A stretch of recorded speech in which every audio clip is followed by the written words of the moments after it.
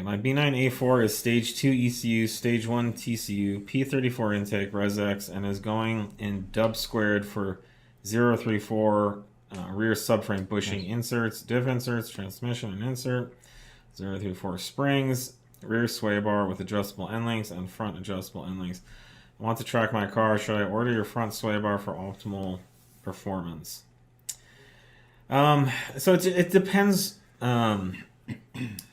It depends what you're looking for. So if you're looking for a more lively handling car, where you go into the corner and you can kind of lift the throttle and you're going to feel the back end come around, then I would say no, don't run the front bar. If you are looking for just flatter handling and more responsive steering, but are okay with kind of a little bit more push or understeer, not as much as the factory, but still leaning towards understeer, then do the front bar as well. So it really depends. We give those options for anyone,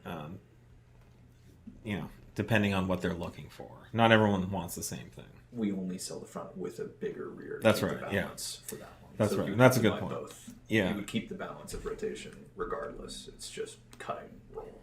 I'm not sure. I think we put an even larger rear bar with that front. Yeah, I know, but I just don't balance the same. Yeah, I don't know.